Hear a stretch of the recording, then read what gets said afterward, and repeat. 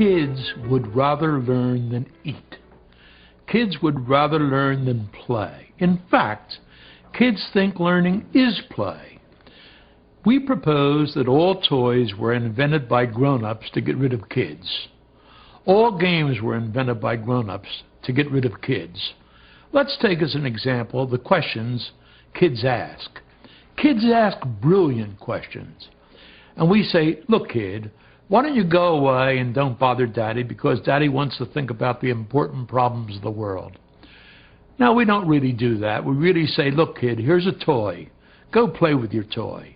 And we give them a rattle or a little red truck and say, go play with the toy, kid. Then watch what happens. The kid plays with it for about 90 seconds. Then he throws it away. We say, see, little kids, little minds, little brains, little attention span. I'm big.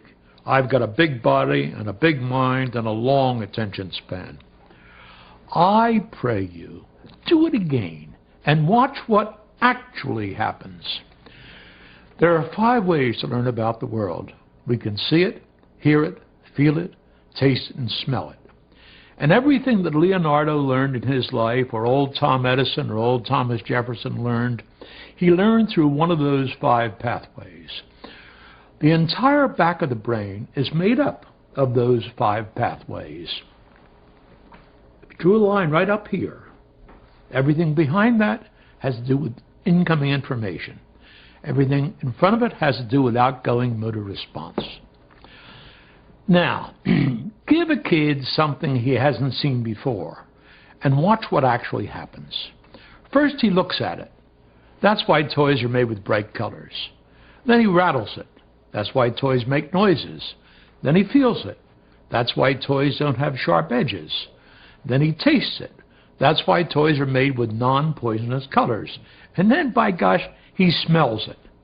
We haven't figured out how toys ought to smell, so they don't smell at all. That process takes 60 seconds. Now he has had 5 laboratory tests available to him. He used the 5 laboratory tests, 1, 2, 3, 4, 5. It's a beautiful thing to see. Now he does one more thing before he throws it away. He tries to break it so he can learn how it's made. That's why toys are unbreakable, so he can't learn how it's made. It's one of the 2 general approaches to the prevention of learning.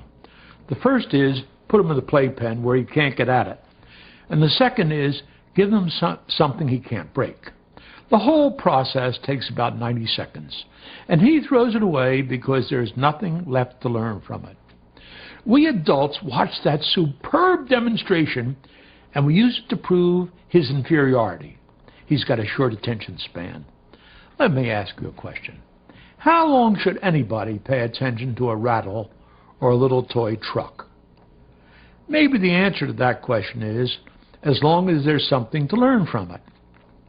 And if that's true, every child I've seen does it better than any adult I've ever seen do it.